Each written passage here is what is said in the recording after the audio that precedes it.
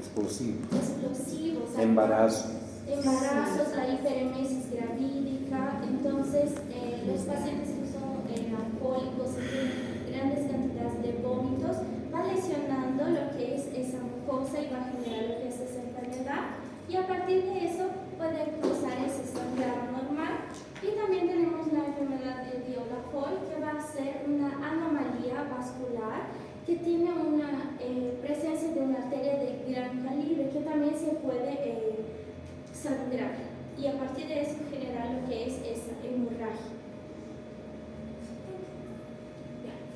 Vamos a hablar un poco sobre la clasificación. Es importante la clasificación entre no varicela y varicela, más que todo para la conducta que vamos a tomar en el tratamiento, ¿sí? Como mi compañera está explicando, la varicela es, por ejemplo, de las varices esofágicas. Cuando existe ya una varice esofágica, hay un aumento de la presión portal que puede igual estar identificándose un daño hepático crónico. Por ejemplo, los pacientes que tienen cirrosis producen ese tipo de patologías, ¿no? Siendo así, en la no varicela la mortalidad es de 10 a 10%, de 2 a 10%, y la varicela es de 20 a 40%. Lo más importante es la parte de endoscopio. ¿Qué quiere decir? En la no varicela, como ya hemos sangrado, se tiene que hacer la endoscopía hasta 12 horas antes o después del diagnóstico. Entonces, no puede pasar más de las 12 horas. Y ya en la no varicela se puede esperar hasta 12 a 24 horas después del diagnóstico. El uso de inhibidores de protones igual. En la no varicela está recomendado, pero en la varicela no. Y lo más importante acá es el tipo de solución que vamos a utilizar. En la no varicela se usa cristaloides. ¿Por qué? Se usan cristaloides por el tema en que hay una pérdida de sangre, no hay una pérdida de sangre de volemia y un aumento de presión, y tienes que aumentar. Si usas ese cristaloides en la varicela, vas a aumentar más todavía la presión de la renal porta. Entonces, por eso se usan los coloides, que hacen con que la volemia esté ahí, pero no hay un aumento de la presión. Los antibióticos igual, la varicela es el ingreso, la no varicela no es requerido. Los vasoactivos en la parte varicela previa a la endoscopía, y en la no varicela es requerido. Siguiente. Ya, la clínica. La clínica, la hemorragia digestiva alta es bien específica. Tenemos la hematemesis, que es el vómito con sangre, vómitos en pozos de café que se pueden ver de esta forma, como por ejemplo un café cuando te estiras se ve así, tal cual el vómito. Melenas, que son las heces oscuras, que tienen sangre. Se puede presenciar hematoquesia, pero la hematoquesia es más específica en la hemorragia digestiva baja. No quiere decir que no puede tener en alta, sí puede ser presente, pero es más en la hemorragia digestiva baja. Como ya tiene una pérdida de sangre, puede presentar síncope y disnea. Siguiente. La clínica. Los parámetros clínicos para evaluar el paciente podemos dividirlo a partir del valor de sangre que está, la pérdida polémica del paciente, que puede ser leve, moderada, grave, pasiva. Eso lo podemos identificar igual por los síntomas o los signos que está teniendo el paciente. Por ejemplo, en la leve el paciente por lo general es asintomático y la pérdida es hasta un 10% de la volumen circulante. En la moderada ya presenta una presión arterial mayor a 100 milímetros de mercurio, una frecuencia menor a 100, tiene una discreta vasoconstrucción periférica, o sea, la piel ya está un poco más fría, se ve una palidez y la pérdida de 10 a 25. Ya en la grave tenemos todo eso, una frecuencia ya un poco más elevada, hasta 120 latidos por minuto, una taquipnea, una palidez ya más intensa, podemos ver una oliguria y una agitación del paciente, lo que indica una pérdida de 25 a 35% de la volemia, y en una masiva ya vemos un shock hipovolémico. Podemos estar presenta un coma o una anuria, que sería la pérdida superior al 35% de la volemia. En lo que es la hemorragia digestiva alta, podemos usar lo que es la clasificación de Forrest, que va a estimar el riesgo del sangrado y de la recidiva en lo que es durante lo que es la endoscopía, al cual va a ingresar a lo que es el tubo digestivo, y vamos a ver cómo está el nivel de sangrado de ese paciente para clasificarlo si existe un bajo riesgo, moderado riesgo o si existe un alto riesgo de que haya una recidiva, a los cuales se va a clasificar como el 1A y el 1B es un alto riesgo. ¿Por qué? Porque en ese caso el sangrado es activo, no hubo una hemostasia del sangrado, entonces el paciente tiene de 80 a 100% de probabilidad de que haya una recidiva de este sangrado. Va a ser un mal pronóstico en ese paciente porque sigue sangrando, puede haber un shock hipovolémico. Y entonces, de moderado grado vamos a tener lo que es el 2A, el 2B y el 2C. Podemos evaluar que cómo está el sangrado, está empezando a lo que es el proceso de la coagulación, del taponamiento plaquetario. El paciente va a tener un 50% de chance de recidiva de ese sangrado o un 50% de no recidiva. El grado 3 es leve, es el bajo riesgo, porque en la endoscopía se va a evaluar lo que es la formación de ese taponamiento blanquito, que va a ser lo que es la fibrina. Significa que ya está en un proceso de cicatrización y el riesgo de que haya una recidiva es de unos 10 a 15%. Entonces, más adelante voy a decir los factores para que el paciente tenga su alta, pero hay que recordar eso, que es uno de los factores para que el paciente pueda irse a su casa y que esté controlado lo que es ese sangrado. Bien. El diagnóstico. Para llegar al diagnóstico de hemorragia digestiva alta, pedimos un hemograma completo, porque no sabemos, no tenemos una cuantificación de cuánto está la pérdida volémica, ¿no? Entonces, pedimos un hemograma para ver cuánto es el valor de hemoglobina. Por ejemplo, hace poco tuvimos un paciente de 207 que vino con una hemorragia digestiva alta, donde su valor de hemoglobina estaba de 8, se transfirió 3 plaquetas globulares para aumentar. Se aumenta de 1.5% la hemoglobina de los plaquetas globulares. Pedimos coagulograma, el factor de grupo sanguíneo y se hace la prueba de Guayaco. Esta es la prueba que se hizo el paciente de 204. La S estaba así, el paciente se puso la agua oxigenada, hubo una reacción con la sangre, una reacción química y terminó así. Esto es positivo, prueba de Guayaco, que es como cuando sirves de Coca-Cola y tiene un olor fétido, muy fétido. La endoscopía digestiva alta es el gold estándar, porque tanto podemos hacer el diagnóstico como podemos hacer el tratamiento para hemorragia digestiva. Ya. Para hacer el tratamiento se va a dividir en 5 maneras de hacer un tratamiento adecuado para las hemorragias digestivas altas. Primero vamos a empezar con lo que son las medidas generales. Puede pasar. Ya. En medidas generales vamos a hablar de lo que son los hábitos dietéticos. En ese paciente, lo que es recomendado a un paciente con hemorragia digestiva alta es que este paciente esté en NPO. ¿Por qué? Porque si es necesario hacer lo que es la endoscopía, es necesario que esté con un vaciamiento gástrico, que no esté en ninguna materia en el momento del pasaje de lo que es el tubo endoscópico. Cuando hablamos de lo que es la sonda nasogástrica, en el caso de que el paciente esté con una hemorragia digestiva alta masiva, eso va a evitar lo que es la broncoaspiración de ese paciente.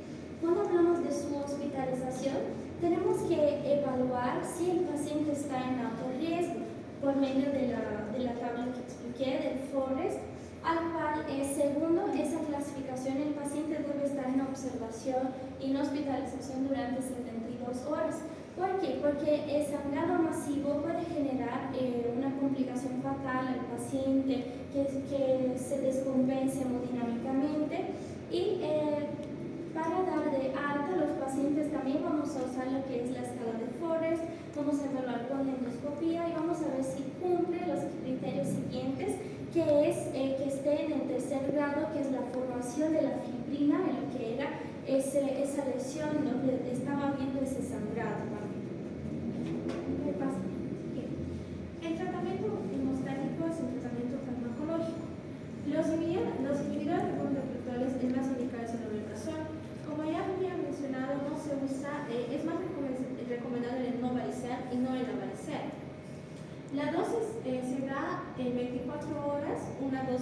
utilizar el bolo de 80 miligramos directo en bolo. Y para cuando entremos en la endoscopía se usan los vasopresores. Los vasopresores indicados para acá, el más utilizado es la somatostatina, que tiene el bolo de 250 equivalentes endovenosos, seguido de una infusión de 250 a 500 miligramos por hora. Y también se puede utilizar la terlipricina previo al control de la endoscopía. Vamos a hablar ahora de lo que es el gold estándar para el diagnóstico y tratamiento de lo que es la hemorragia digestiva alta. Vamos a hablar de lo que es el tratamiento endoscópico. Primero se hace la endoscopia urgente, es una prueba de elección que vamos a efectuar si el diagnóstico tiene buen pronóstico el paciente. A partir de eso podemos evaluar si el paciente se queda muchas horas de hospitalización, si necesita lo que es el tratamiento por medio de la endoscopía, al cual el tratamiento puede ser combinado, como por ejemplo se puede combinar el tratamiento endoscópico con lo que es la inyección de adrenalinas, que va a servir como un vasoconstrictor y un taponamiento mecánico en lo que es ese vaso que está sangrante. Y también existen las técnicas de lo que es el clip, que se va a hacer un clipaje ahí en lo que es donde está habiendo el sangrado, el termocoagulación, donde se va a usar lo que es el calor para hacer lo que es la correcta hemostasis de lo que es esa lesión sangrante, y lo que es un tratamiento que se llama esclerosis, al cual se va a usar esos dos medicamentos que se llaman polidocanol y etanolamina, al cual esos medicamentos generan lo que es una fibrosis en el vaso. Entonces, el vaso necesita que se construya, que haya una buena hemostasis. Esos medicamentos generan una fibrosis, va a haber un engrosamiento, un cambio en lo que es el epitelio, y a partir de eso va a haber un taponamiento de lo que es ese sangrado. Y si a partir de ese tratamiento se hace una recidiva, se puede volver a hacer un tratamiento por la segunda vez. Está indicado realizar un segundo tratamiento endoscópico.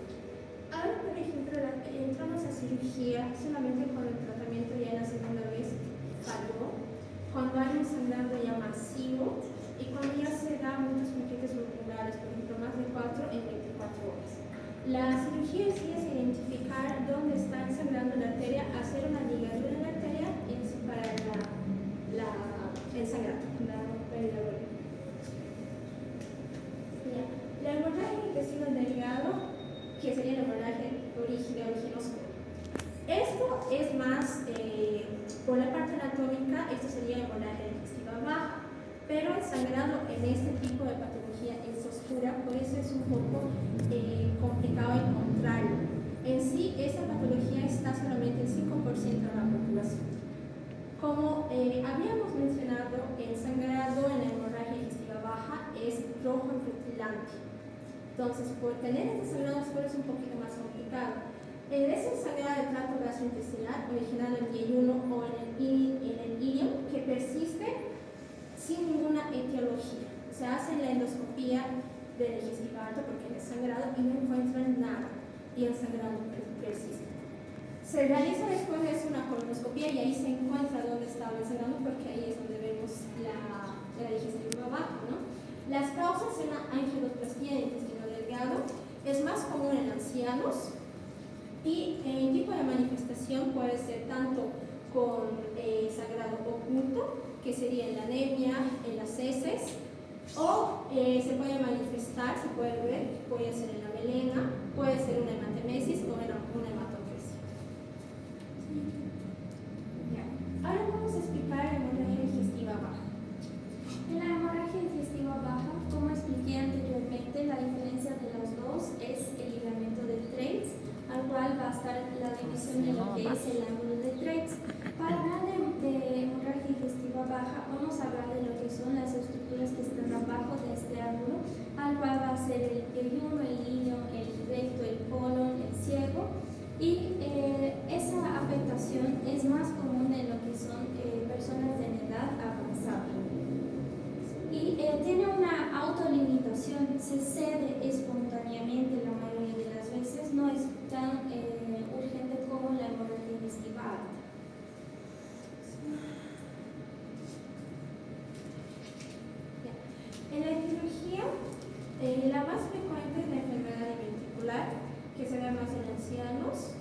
La angioplastia, que es lo que les estaba mencionando, la colitis, que es una inflamación que puede ser isquémica o infecciosa en cáncer colorectal, o las hemorroides en un 5 a 11%.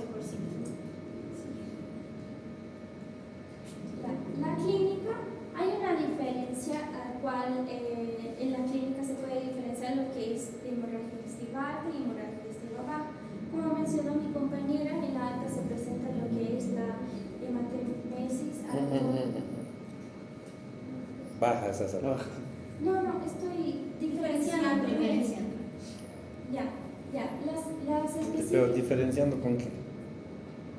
en la clínica. Ya, a ver si. Ya, en la hemorragia digestiva baja, lo que va a presentarse en más frecuente es una hematoquesia, al cual va a haber la presencia de sangrado junto con las heces, un contenido fecal, y también puede haber lo que es la enterorragia, que va a ser la sangre que está roja, rutilante, viva, y en esas dos clínicas se va a poder diferenciar de lo que es la hemorragia digestiva. No he entendido tu diferencia. Ya. En la hemorragia digestiva baja presenta lo que es la hematoquesia. Perfecto. En la hemorragia digestiva alta presenta lo que es la melena. Ahora sí. ¿Sí? Melena y la hematemesis. Sí. Entendido. Melena va a estar oscura porque ella está digeriendo, ya viene de arriba. Mientras la hematoquesia se va a evidenciar la sangre porque está más cerca de lo que es el canal anal. ¿Listo? Muy bien. Las medidas iniciales cuando llega un paciente es preguntar, hacer un purgatorio si usa anticoagulantes, si usa AINES, si tiene algún síntoma en la parte anal, si tiene dolores abdominales, cambios de ritmo intestinal recientes, si presenta algún tipo de hemorragia, cólicos, evaluar el estado hemodinámico del paciente, igual cómo están sus funciones, su frecuencia cardíaca, el llenado capilar, ¿no? Realizar el tracto rectal, siempre y cuando avisando al paciente, y se puede colocar una sonda nasogástrica cuando la hemorragia es grave. Un dato curioso en la sonda nasogástrica es cuando es una hemorragia digestiva baja, cuando se pone la sonda nasogástrica y se hace el aspirado, sale el aspirado bilioso, que es normal. Entonces con eso igual podemos sospechar en la hemorragia digestiva baja. Ya. Para hacer el manejo se puede clasificar en tres, al cual puede ser autolimitada, en que no va a necesitar lo que es la colonoscopía, lo que es el tratamiento quirúrgico, y la no grave y la grave. La diferencia de las dos es la estabilidad hemodinámica del paciente y cómo vamos a hacer la canalización. Por ejemplo, en la no grave canaliza con una vía periférica, al cual se va a valorar el paciente y va a hacer una realización de la colonoscopía y, si es posible, un manejo ambulatorio. El paciente no está hemodinámicamente inestable, llegando a lo que es un shock hipovolémico, para que necesite una recarga hipovolémica muy grande, mientras que en la hemorragia digestiva baja se va a usar lo que son dos vías periféricas para iniciar esa reposición de lo que es la volemia, y a partir de eso vamos a hacer lo que es la endoscopia digestiva alta, buscando primero en el tracto superior y después para digestiva baja vamos a realizar la colonoscopia, al cual la colonoscopia se puede establecer lo que es el diagnóstico, vamos a encontrar dónde está la lesión y vamos a definir lo que es el tratamiento, que son las combinaciones que mencioné anteriormente. Se puede usar los clips, las termocoagulaciones, y si ninguno de esos tratamientos puede hacer una buena hemostasia del paciente, si no puede haber una estabilización hemodinámica, de ahí sí vamos a buscar una causa para pasar a lo que es el tratamiento quirúrgico. Bien, el tratamiento quirúrgico necesita 4 indicaciones para ingresar. Sería la transfusión de sangre 4 paquetes en 24 horas, una inestabilidad hemodinámica, una inestabilidad en la parte de la colonoscopia, que no se puede arreglar, y una hemorragia persistente. ¿Sí? Cuando pasa esto, entran, retiran, identifican dónde está el sangrado, en qué parte está el sangrado, y se retira el segmento que se presenta el sangrado. En el caso, por ejemplo, podemos hacer una colectomía subtotal, donde se retira solamente ese segmento, ¿no? Ahora, en el caso de que sea muy grande la pérdida sanguínea, la pérdida, se hace, no se puede diagnosticar dónde está topográficamente el sangrado, se hace una extensión a más, o sea, se retira más de lo que se debería y puede generar complicaciones. ¿Puedes repetir eso? ¿Qué? ¿Puedes repetir? Lo que pasa es que... De lo que has dicho, colectomía subtotal. Ya. Ay. Ya, se hace la colectomía subtotal cuando se identifica el segmento que está sangrando. Entonces, esa es una de las cirugías que se puede realizar. Aquí tenemos un ejemplo de una cirugía que encontré que estaba bonita y lo sacaron. Solamente se saca el segmento. En el caso de que no se encuentre, o sea, no podamos ver bien cuál es el segmento, se entra igual la cirugía, pero se hace una más extensa, o sea, se hace la disección más extensa, pudiendo sacarlo obviamente, pero puede causar complicaciones al paciente. Estás muy agresiva. Lo que les faltó decir son causas de hemorragia digestiva baja. Entonces, en función a eso, ya podemos hablar de los tipos de cirugía. A ver, repitan quién habló de causas de hemorragia. Es la parte de la Enfermedad ventricular, la hiperplasia, la colitis. Es la colitis ulcerosa, ¿no? Esa que has mostrado, esa sí, figura. colitis ulcerosa, cáncer colorectal y hemorroides, que es poco probable, pero sí puede. Entonces, es difícil llegar a una colectomía total. Sí, es solamente cuando no... Una colectomía total, no, Con necrosis. es que se sabe el diagnóstico. Se sabe el diagnóstico. Es difícil no saber con una colonoscopía. Una colonoscopía vas a saber perfectamente cualquier cosa de esas. Entonces, bueno, no será el momento, alguien hablará de enfermedad diverticular, de displasia, colitis, qué sé yo. Pero cuando hay una colitis ulcerosa generalizada, sí está indicada la colectomía total. ¿No? Pero si tienes una enfermedad diverticular, harás la resección de ese sector, digamos, generalmente sigmoides, ¿no? Una sigmoidectomía y anastomosis. Si es un cáncer, sí varía. Si el cáncer está en ciego o en ascendente, haces una colectomía derecha, hemicolectomía. Si está en los ángulos, lo propio, ¿no? Si está en el descendente, haces una colectomía izquierda. Si estás en el sigmoide, una sigmoidectomía. Pero tienes la causa.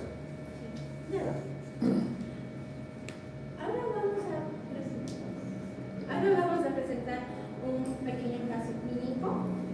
Y el paciente masculino de 54 años con antecedente de consumo crónico de alcohol, más de 20 años, y diagnóstico previo de cirrosis hepática. Acude a urgencias por presentar hematemesis abundante de color sangre rojo brillante, iniciada hace 2 horas.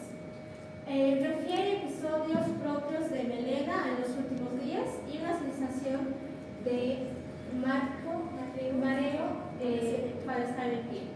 En los antecedentes médicos, el paciente tiene una cirrosis hepática de origen alcohólico, tiene una hipertensión portal diagnosticada hace 2 años y no sigue los controles médicos regulares.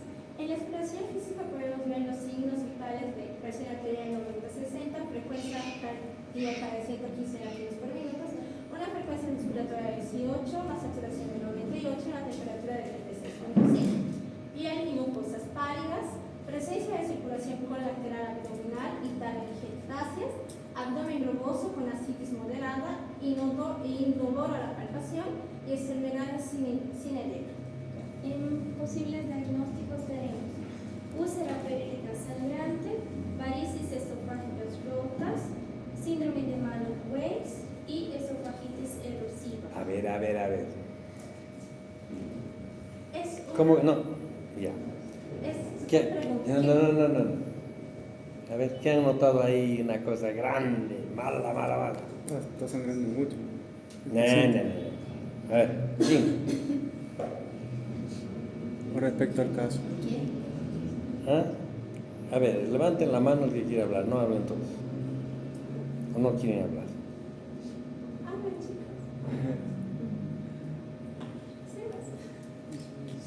Sí, Quizá que dice que está con sangre roja brillante. ¿Sí? No, hematemesis. hematemesis. En vómito. Hematemesis. Y melena. Ya puedes. Ya, ¿cuál es en qué caso se da el síndrome de Mallory-Weiss más frecuente? Cuando el paciente es alcohólico y hay vómitos explosivos, hay un desgarro del No, el más frecuente, la causa más frecuente. No me acuerdo. En las embarazadas, ¿no? Sí, Y es masculino. Y es masculino. Entonces, Quizá ¿Cuál sería? masculino con No, sorpresa. entonces ya elimina. Entonces ya elimina. Es diferente. Es para... Si estás diciendo que es masculino, Sí, mm, pero exactamente, entonces se elimina eso. se elimina Ya es de eliminatorio. Y si es masculino, ¿cuál? Se elimina. Ya. Sí, vamos. Ah, Ajá. ¿Qué creen? ¿Cuál otro podría ser? de- Sí. Ya. bueno. Es como una pregunta, una encuesta que están haciendo. Sí, ajá, sí. Es como Ya, llamamos está de gallina. está lindo. ¿Qué creen ser? Yo creo que ¿Cuál es B. más puede ser? ¿Qué? Yo creo que es B. Y que, sí, o el paciente es trans. Por la clínica, básicamente. ¿Quién más cree? ¿Qué más? ¿Por qué?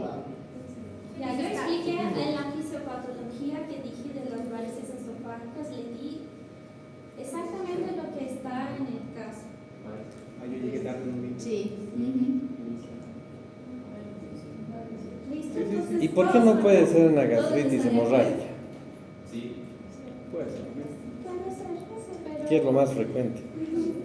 Tiene 20 años. Un poco difícil que sea. Tiene 54. Y Más de toma hace 20 20. años. 54. No, ya veía 20 años. Ay, bueno. Muy chiquita tu letra.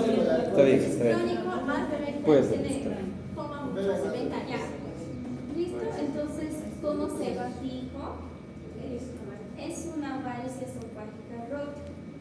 Porque, como expliqué en lo que es la parte de la fisiopatología, la mayoría de las varices esofágicas son causadas en pacientes que tienen afectaciones hepáticas, como la cirrosis. ¿Por qué? Porque va a haber la migración de la sangre a lo que es la parte del plexo del esófago y solo van a presentar síntomas cuando se rompen. Por eso el paciente, entonces la respuesta sería una hemorragia digestiva alta por la presencia de lo que son las melenas y la sangre roja brillante causada por las varices esofágicas rotas. Igual podemos ver con las antecedentes, ya tiene diagnosticado la hipertensión portal hace 2 Sí. años. ¿Dónde? Aquí. Ah, bueno, ya está cantada. Está bien, Los antecedentes del paciente entregan lo que es la Sí. Está bien. Ya. Porque así en general es una gastritis o es una úlcera. No, lo otro es muy así. Ahora, a esa tu presentación faltan los laboratorios. Sí. ¿No ves? ¿Qué necesitamos tener ahí para decir cirrosis? No, primero, Sí, sí, sí. ¿cuál de ustedes va a contestar? Ahora ninguna. El perfil hepático, sí. A ver, dime, pero. Bilirrubinas, náuseas, bilirrubina total.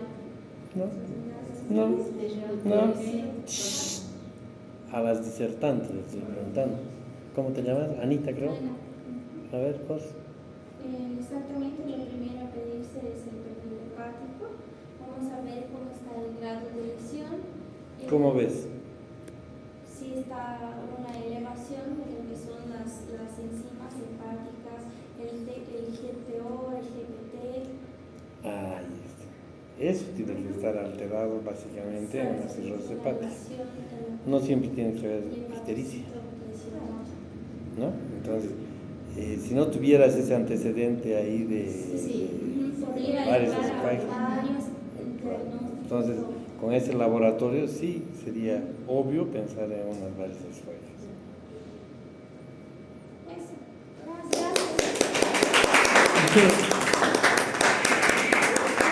Gracias. Se puso roja la disertante. ¿Preguntas? ¿Preguntas? ¿Dónde se ubica el ángulo de Petz? En lo que es la división entre el duodeno y el yuno. Se puede llamar también flexura duodeno yeyunal y es dividido por lo que es el ligamento del flex. Perfecto, gracias. ¿Más preguntas? ¿Cuál sería, perdón, el diagnóstico, el laboratorio o el procedimiento para diagnosticar? En la endoscopía. No, pero no se escuchó la pregunta. La has cortado. No, sí. ¿Sí se escucha? A ver, Diagnóstico por estándar, para Sí. diagnosticar el En la endoscopía, en la hemorragia digestiva alta sería la endoscopía digestival y en la baja sería la colonoscopia. eso es para confirmar, ¿no? Pero para sospecha, la clínica. En la clínica son bien diferenciadas, ¿no? Tanto por el color de sangre que tiene el alta es oscuro y en la baja es una sangre muy blanca. ¿Más preguntas? También se puede usar el parámetro para medir la presión. A ver, ¿Por qué mencionaste que se hacía el uso de la adrenalina en la endoscopía? Se hace el uso conjunto, se va a combinar porque las inyecciones con adrenalina van a causar una vasoconstricción y un taponamiento mecánico que necesito generar lo que es la hemostasia de ese vaso para que deje de sangrar. se usa incluso solución fisiológica, ¿no? Pero cualquier sustancia hipertónica, y en este caso de la pregunta, la adrenalina es un vasoconstrictor potentísimo. Entonces, ¿qué es un vasoconstrictor? Hace que el vaso se cierre. Se cierra. ¿No? Entonces, al poner una inyección alrededor del vaso, el vaso generalmente se cierra y ahí la hemostasia. ¿Vos? Más fuerte. Se puede usar un barómetro quizás para también ¿Un qué? ¿Qué? Barómetro. Barómetro sí, para medir la presión de esofagórica, quizás la vena porta. Pero en hemorragia harías eso, Sí. se muere el paciente.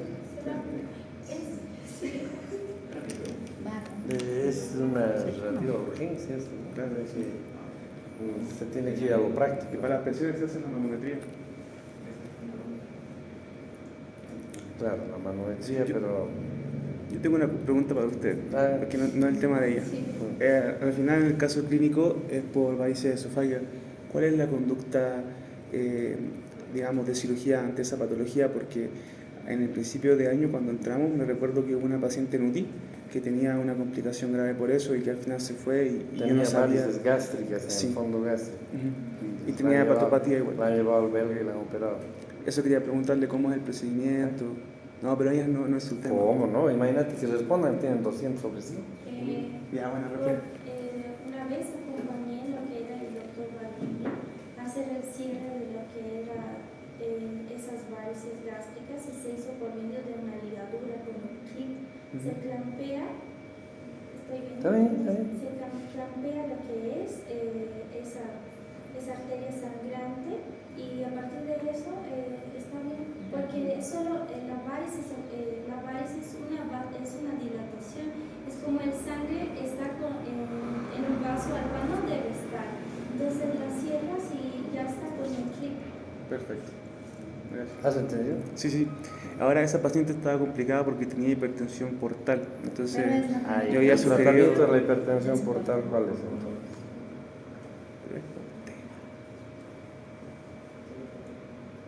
Lo que tú, no, ¿quién ha explicado que aumenta la voz? ¿No ves? Que por la cirrosis, el tejido, generalmente el hígado es chiquitito y fibroso. Entonces los vasos que están pasando a través del hígado se comprimen. Entonces no pasa en forma adecuada la sangre, no retorna al corazón.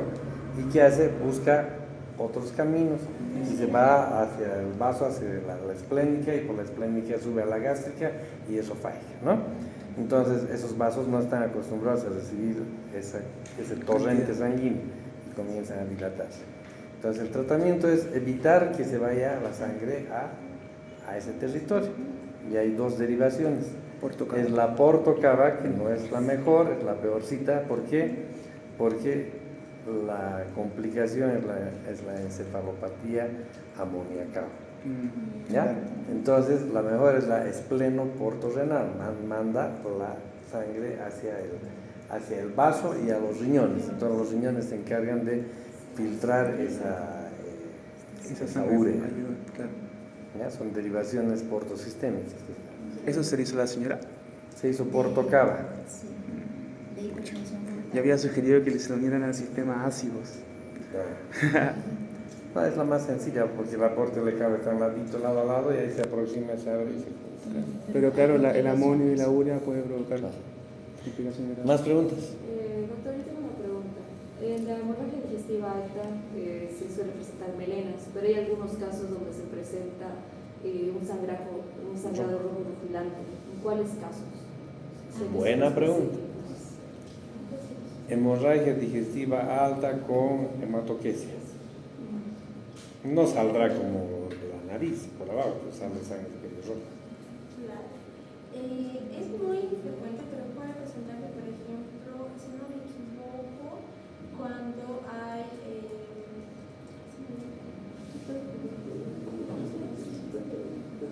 La síndrome.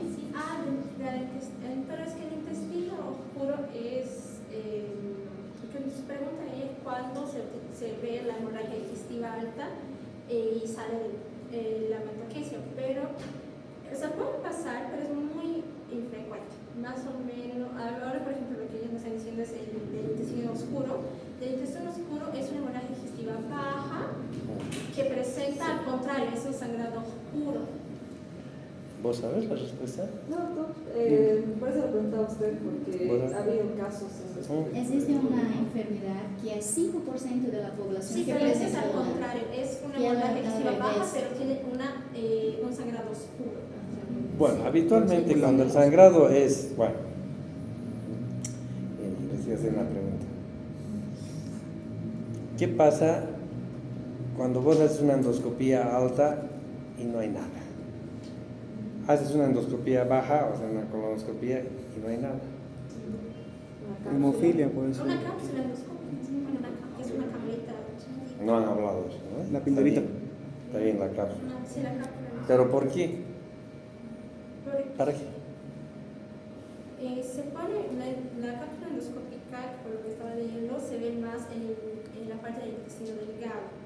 Se pone para Exacto, es para ver donde no puedes ver con el endoscopio. Y eso es desde el duodeno, tercera y cuarta porción del duodeno y hay uno ilion, ahí puede haber sangrado, Ya. ¿no? Y no puedes ver con endoscopía, entonces tienes que ver mediante la cápsula.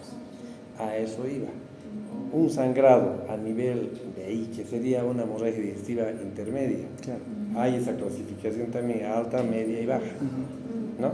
Entonces sería una hemorragia digestiva media, esa puede presentar lo que tú has dicho. Y lo otro puede ser una hemorragia digestiva alta y que el paciente tenga un tránsito intestinal acelerado.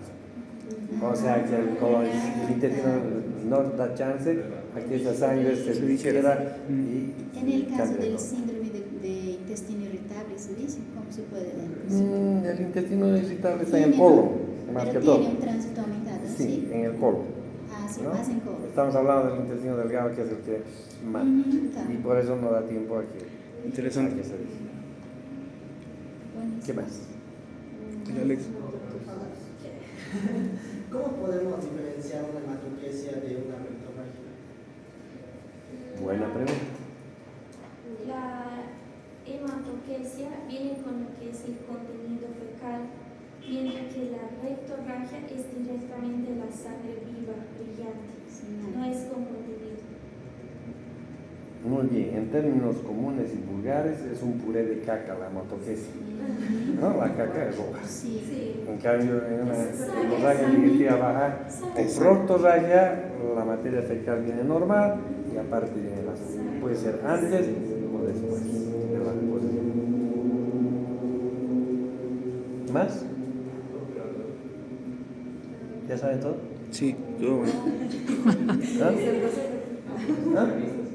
Muy No, bien. no hay más que decir, yo las felicito.